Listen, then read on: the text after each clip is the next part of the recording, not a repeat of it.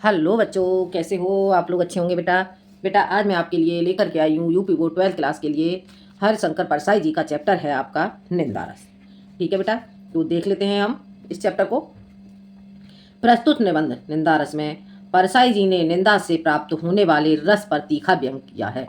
लेखक के अनुसार कुछ लोग बिना प्रयोजन के ही झूठ बोलते हैं। जब कोई व्यक्ति किसी दूसरे की निंदा कर रहा होता है तो वह उसके दोषों का अंबार लगा देते हैं। ऐसा प्रतीत होता है जैसे उसके पास दोषों की अच्छी खासी सूची है। लेखक ने कुछ निंदकों की को मिशनरी निंदा की संज्ञा दी है। ये निंदक विभिन्न यूनियनों के समान होते हैं जो इधर उधर से कच्चे माल की तरह खबरें एकत्र करते हैं और अपने वरिष्ठों तक इन्हें पहुंचाते हैं। लेखक ने ईर्षा द्वेष से प्रेरित निंदकों की दशा अत्यंत दयनीय बताई है। इस वर्ग के निंदक दूसरों की सफलता से ईर्ष्याग्रस्त होकर स्वयं को दंडित रहते हैं। परोक्षतः प्रस्तुत पाठ में यह संदेश निहित है कि निंदक स्वयं को ही दंडित करता है, अतः हमें निंदा से बचना चाहिए। तो देखते हैं बेटा हम इस चैप्टर को। देखो, कई महीने बाद आए। कई महीने बाद आए। यहाँ पर क्या किसे कहा जा रहा है बेटा? का अर्थ हो गया जैसे किसी का भी नाम यहाँ पर आप ले सकते हैं। किसी को जैसे वो आए, ठीक है, तो यहाँ पर किसी का भी नाम आप ले सकते हो। क की जगह कोई भी नाम, ठीक है। कई महीनों के बाद आए थे। सुबह चाय पीकर अखबार देख रहा था। लेखक कहते हैं कि मैंने सुबह चाय पी और सुबह मैं चाय पीने के बाद अखबार को देख रहा था। वे तूफान की तरह मेरे कमरे में घुसे। तूफान की तरह मेरे कमरे में उन्होंने प्रवेश किया और साइक्लोन की तरह मुझे अपनी भुजाओं में जकड़ा। तो मुझे धृतराष्ट्र की भुजाओं में जकड़े भीम के पुतले की याद आ गई। साइक्लोन का अर्थ क्या हो गया बेटा? तूफान तो आप लोग जानते ही हो, ठीक है। तो तूफान की तरह वो घुसे और साइक्लोन की तरह। साइक्लोन कहते हैं बेटा जैसे कभी आपने तेज वायु के चलते हुए, तेज हवा के चलते हुए गोलाकार घूमते हुए देखा होगा, गोला चक्र को घूमते हुए देखा होगा, तो उसे कहते हैं बेटा साइक्लोन, ठीक है। गोलाकार धूल जो एक साथ घूमती है उसे साइक्लोन कहते हैं। तो कहते हैं वो कि साइक्लोन की तरह मुझे अपनी भुजाओं में जकड़ा, तो मुझे धृतराष्ट्र की भुजाओं में जकड़े हुए भीम के पुतले की याद आ गई। वह धृतराष्ट्र की ही पकड़ थी। अंधे धृतराष्ट्र ने टटोलते हुए पूछा। बेटा धृतराष्ट्र की कौन सी पकड़ थी? कि जब जो भीम थे, ये कहाँ का महाभारत के समय का वर्णन है बेटा, कि जब भीम ने दुर्योधन का वध कर दिया, तो दुर्योधन का वध करने के बाद जब भीम धृतराष्ट्र से मिलने के लिए जाते हैं तो धृतराष्ट्र क्रोध के वशीभूत होकर के भीम को अपनी भुजाओं में लेना चाहते हैं। तो भीम उनकी भावनाओं को समझकर, किसकी? धृतराष्ट्र की भावनाओं को समझ करके वो धृतराष्ट्र के सामने स्वयं प्रवेश न करके, स्वयं धृतराष्ट्र के पास न जाकर के अपने पुतले को धृतराष्ट्र के सामने रख देते हैं और उसी पुतले को भीम समझ करके धृतराष्ट्र अपनी भुजाओं से इस तरह से कसते हैं, जकड़ लेते हैं अपनी भुजाओं में कि जो लोहे का पुतला होता है वह लोहे का पुतला भी चूर चूर हो जाता है। ठीक है, आ गया समझ में? तो अंधे धृतराष्ट्र ने टटोलते हुए पूछा, कहाँ है भीम? आ बेटा तुझे कलेजे से लगा लूं। और जब भीम का पुतला उनकी पकड़ में आ गया तो उन्होंने प्राणघाती स्नेह से उसे जकड़ कर चूर कर डाला। आ गया समझ में? आगे बढ़ते हैं। ऐसे मौके पर हम अक्सर अपने पुतले को अखबार में दे देते हैं। ऐसे मौके पर हम अक्सर अपने पुतले को अखबार में दे देते हैं। कर से क्या में गले मिला? वो कहते हैं, लेखक कहते हैं कि क से में क्या गले मिला? क्या मुझे उसने समेट कर कलेजे से लगा लिया? हरगिज नहीं। क्या मैं कसे, यानी कि जो मेरे मित्र थे, जो लेखक के मित्र मिलने के लिए आते हैं तो उन मित्र के नाम को क से संबोधित किया गया है। ठीक है, तो लेखक कहते हैं कि क से क्या मैं गले मिला? जब का मेरे पास मिलने के लिए आए, अर्थात जो मेरे मित्र हैं, मित्र मेरे से मिलने के लिए आए, तो मैं उनसे गले मिला? क्या मुझे उसने समेट कर कलेजे से लगा लिया? क्या उसने मुझे अपनी भुजाओं में लेकर के अपने गले से लगा लिया? हरगिज नहीं। मैंने अपना पुतला ही उसे दिया। वो कहते हैं कि जिस प्रकार से भीम ने धृतराष्ट्र को अपना पुतला दिया था, उसी तरह से मैंने भी अपना पुतला दिया। पुतला इसलिए उसकी भुजाओं में सौंप दिया कि मुझे मालूम था कि मैं धृतराष्ट्र से मिल रहा हूं। हो गया क्लियर बेटा? समझ आ गया? पिछली रात को एक मित्र ने बताया कि क अपनी ससुराल आया है। वो कहते हैं कि पिछली रात को ही एक मेरे मित्र थे, उन्होंने मुझे बताया कि क अपनी ससुराल आया है और ग के साथ बैठकर शाम को 2-3 घंटे तुम्हारी निंदा करता रहा।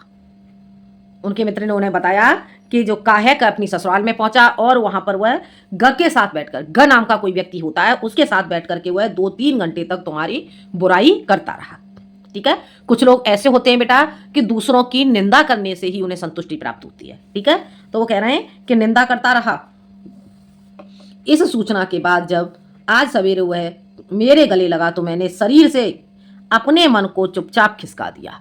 वो कहते हैं मैंने अपने शरीर से अपने मन को दूर कर दिया, यानी कि जो संवेदना, जो भावना होती है वह उस भावना से अपने मित्र से नहीं मिले। जो प्रेम स्नेह रूपी भावना होती है वह स्नेह रूपी भावना से अपने मित्र से नहीं मिलते हैं। और निसंकोच कटीली देव उसकी बाहों में छोड़ दी। भावना के अगर कांटे होते तो उन्हें उसे मालूम होता कि वह नागफनी को कलेजे से चिपटाए है। आगे समझ में। छल का धृतराष्ट्र जब आलिंगन करे तो पुतला ही आगे बढ़ाना चाहिए। वो कहते हैं कि छल रूपी धृतराष्ट्र, यदि छल रूपी धृतराष्ट्र, यानी कि छल रूपी जो धृतराष्ट्र है, जिस प्रकार से धृतराष्ट्र ने भीम का आलिंगन किया था, उसी तरह से यदि छल रूपी धृतराष्ट्र जब अपने मित्र का आलिंगन करे तो भीम के पुतले के समान ही आगे बढ़ाना चाहिए।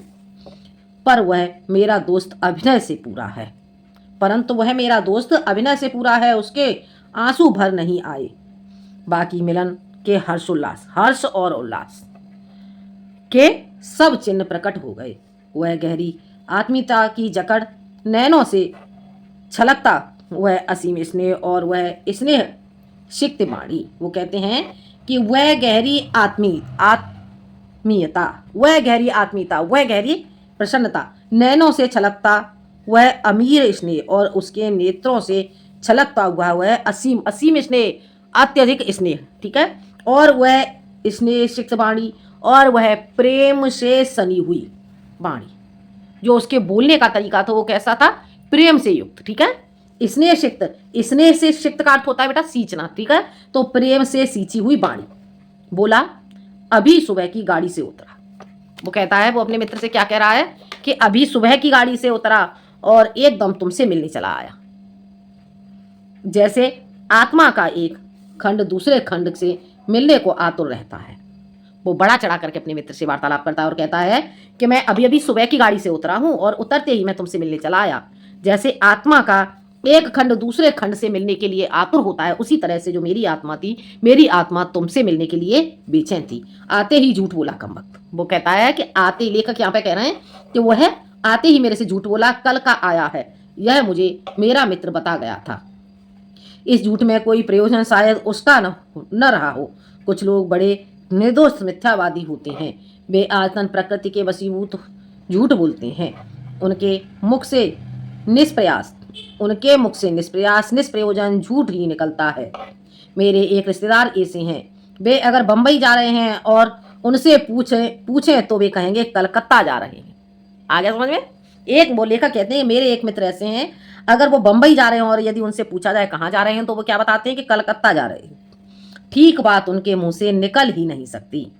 कभी बड़ा निर्दोष है, स्वाभाविक मिथ्या है। वह बैठा कब आए कैसे हो वगैरह के बाद उसने ग की निंदा आरंभ कर दी। उसने क्या किया? वह आकर के मेरे पास बैठा, कब आए कैसे, और उसने वगैरह के बाद, इस तरह वार्तालाप के बाद उसने ग की निंदा करना आरंभ कर दी। मनुष्य के लिए भी कर्म जघन्य है। बेशक ग पर आरोपित करके उसने ऐसे गाढ़े काले तारकोल से उसकी तस्वीर खींची कि मैं यह सोचकर कांप उठा कि ऐसी ही काली तस्वीर मेरी ग के सामने इसने कल शाम को खींची होगी। सुबह की बातचीत में ग प्रमुख विषय था। फिर तो जिस परिचित की बात निकल आती उसी की 4-6 वाक्यों में धराशाही करके वह बढ़ लेता। आगे समझ में। आगे देखते हैं। अद्भुत है मेरा यह मित्र। लेखक कहते हैं कि अद्भुत है मेरा यह मित्र। उसके पास 200 का केटलाग है। मैंने सोचा कि जब वह हर परिचित की निंदा कर रहा है तो क्यों न मैं लगे हाथ विरोधियों की गत इसके हाथों करा लूं। मैं अपने विरोधियों का नाम लेता गया और वह उन्हें निंदा की तलवार से काटता चला। वो कहते हैं कि मैं अपने विरोधियों का नाम उसके सामने लेता गया और वह उनको उनको निंदा रूपी तलवार से काटता हुआ चला गया, जैसे लकड़ी चीरने की आरा मशीन के नीचे मजबूत लकड़ी का लट्ठा खिसकता जाता है और वह चीरता चला जाता है। हो गया क्लियर बेटा कि आरा मशीन के सामने जो लकड़ी का गट्ठा है, लकड़ी के गट्ठे को यदि बढ़ा दिया जाए तो वह उसके सामने बढ़ता हुआ चला जाता है और जो आरा मशीन है वह उसे चीरते हुए चली जाती है। वैसे ही मैंने विरोधियों के नाम एक एक कर खिसकाए और वह उन्हें काटता गया। कैसा आनंद था दुश्मनों को रण क्षेत्र में एक के बाद एक कटकर गिरते हुए देखकर योद्धा को ऐसा ही सुख होता होगा। मेरे मन में गत रात्रि के उस निंदक मित्र के प्रति मैल नहीं रहा। दोनों एक हो गए। भेद तो रात्रि के अंधकार में ही मिटता है, दिन के उजाले में भेद स्पष्ट हो जाते हैं। निंदा का ऐसा ही भेदनाशक अंधेरा होता है। 3-4 घंटे बाद जब वह विदा हुआ तो हम लोगों के मन में बड़ी शांति और संतुष्टि थी। निंदा की ऐसी ही महिमा है, निंदा की ऐसी ही महिमा है। 2-4 निंदकों को एक जगह बैठकर निंदा में निमग्न देखिए और तुलना कीजिए उन 2-4 ईश्वर भक्तों से जो राम धुन लगा रहे हैं। निंदकों की सी एकाग्रता, परस्पर आत्मीयता, निमग्नता भक्तों में दुर्बलता है। इसलिए संतों ने निंदकों को आंगन कुटी छवा पास रखने की सलाह दी है। कुछ मिशनरी निंदक मैंने देखे। क्या कह रहे हैं लेखक? कहते हैं कि मैंने कुछ मिशनरी निंदक देखे, उनका किसी से बैर नहीं, द्वेष नहीं। उनका किसी से बैर नहीं है, किसी से द्वेष नहीं है। वे किसी का बुरा नहीं सोचते हैं, पर 24 घंटे वे निंदा के कार्य में, निंदा के कर्म में बहुत पवित्र भाव से लगे रहते हैं। उनकी नितांत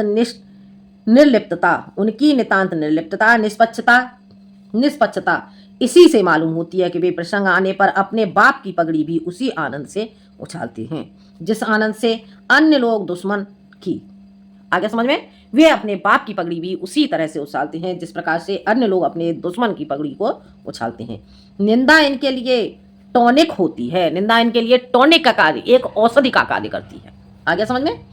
ट्रेड यूनियन के इस जमाने में निंदकों के संघ बन गए हैं। संघ के सदस्य जहां तहां से खबरें लाते हैं और अपने संघ के प्रधान को सौंपते हैं। यह कच्चा माल हुआ, अब प्रधान उनका पक्का माल बनाएगा और सब सदस्यों को बहुजन हिताय मुफ्त बांटने के लिए दे देगा। यह फुर्सत का काम है, इसलिए इनके पास कुछ और करने को नहीं होता। वे इसे बड़ी खूबी से करते हैं। एक दिन हमने एक ऐसे संघ के अध्यक्ष ने कहा, यार आजकल लोग तुम्हारे बारे में बहुत बुरा कहते हैं। हमने कहा, आपके बारे में मुझसे कोई भी बुरा नहीं कहता।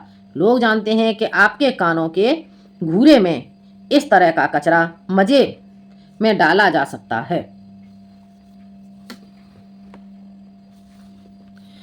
ईर्ष्या द्वेष से प्रेरित निंदा भी होती है, लेकिन इसमें वह मजा नहीं जो मिशनरी भाव से निंदा करने में आता है। इस प्रकार का निंदक बड़ा दुखी होता है। ईर्ष्या द्वेष से 24 घंटे जलता है। ऐसा निंदक क्या करता है? ईर्ष्या और द्वेष के कारण 24 घंटे जलता है और निंदा का जल छिड़क कर कुछ शांति अनुभव करता है। ऐसा निंदक बड़ा दयनीय होता है। अपनी अक्षमता से पीड़ित वह बेचारा दूसरे की अक्षमता के चांद को देखकर सारी रात श्वान जैसा भौंकता है। श्वान किसे कहा गया बेटा? कुत्ते को, ठीक है, कुत्ते के समान भौंकता है। क्या कह रहे हैं कि ऐसा निंदक बड़ा दयनीय होता है। अपनी अक्षमता से पीड़ित, अक्षमता रूपी रोग से पीड़ित होकर वह बेचारा दूसरों की सक्षमता के चांद को देखकर सारी रात कुत्ते के समान भौंकता है। ईर्ष्या द्वेष से प्रेरित निंदा करने वाले की कोई दंड देने की जरूरत नहीं है। वह निंदक बेचारा स्वयं दंडित होता है। आप चैन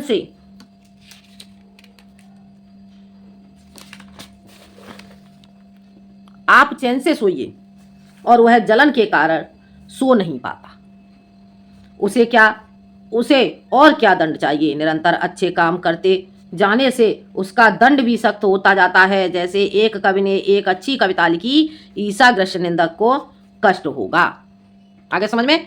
किसी कवि ने अच्छी कविता लिख दी और जो ईर्ष्या करने वाला मनुष्य होगा उसको उसकी उस अच्छी कविता से ही ईर्ष्या होने लग जाएगी, ठीक है। अब अगर एक और अच्छी लिख दी तो उसका कष्ट दुगना बढ़ गया। अगर यदि उसने दूसरी कविता और भी अच्छी लिख दी तो उसका कष्ट और दुगना बढ़ गया। यानी कि खुद तो कुछ करना नहीं है और दूसरे को देख करके जलन पैदा करना। निंदा का उद्गम ही हीनता और कमजोरी से होता है। निंदा का उद्गम, उद्गम कहते हैं बेटा उत्पत्ति, ठीक है।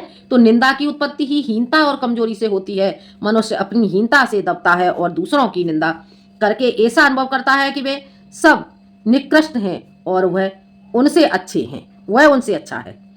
उसके अहम की इससे तुष्टि होती है। उसके अहम कहेंगे बेटा अहंकार, ठीक है। तो उसके अहंकार की इससे तुष्टि होती है। बड़ी लकीर को कुछ मिटाकर छोटी लकीर बड़ी बनती है।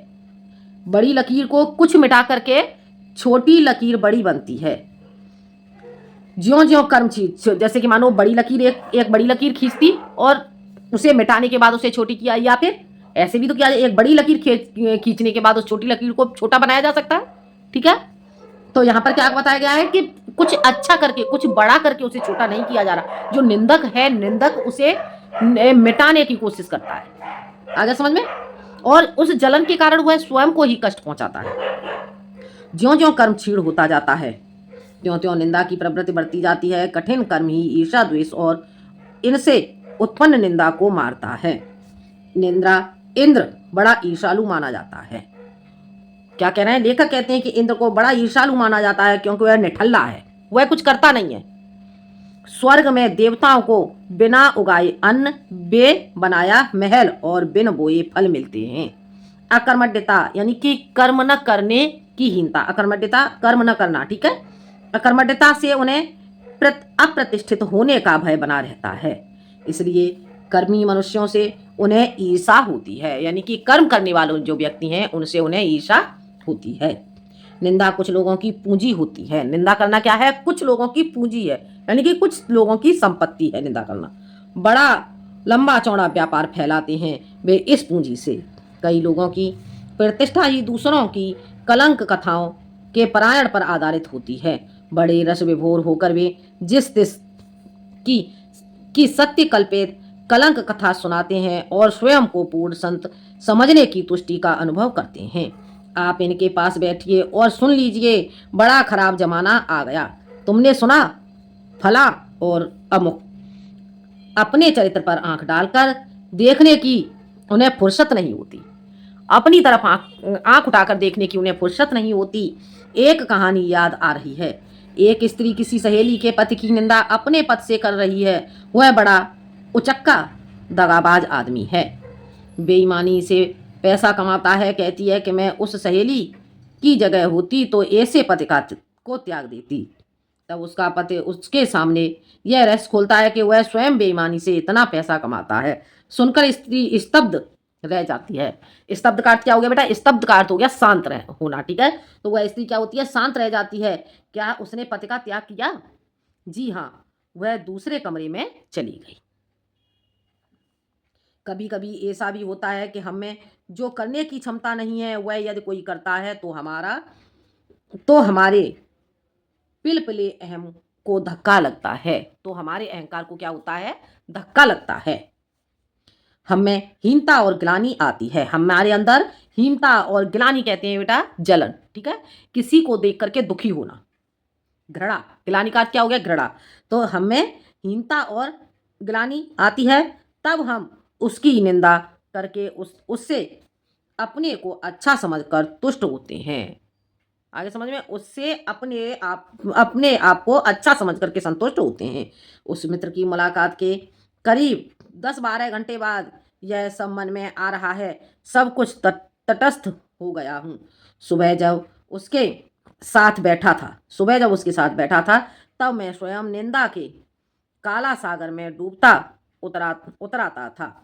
कल्लोल कर रहा था। कल्लोल का अर्थ क्या होता है बेटा? कल्लोल का अर्थ होता है बेटा आनंदित होना, ठीक है। अत्यधिक आनंद को प्राप्त करना, शोर मचाना। बड़ा रस है न निंदा में, बड़ा रस है उस निंदा में। सूरदास ने इसलिए निंदा शब्द रसाल कहा है। निंदा शब्द रसाल, यानी कि निंदा रूपी शब्द कैसा है? रसाल, मीठा है। आगे समझ में? रसाल का अर्थ क्या हो गया? मीठा। तो सूरदास जी ने क्या कहा है? निंदा रूपी शब्द मीठा है। तो ये था बेटा आपका हरिशंकर परसाई जी का चैप्टर आपका निंदा रस।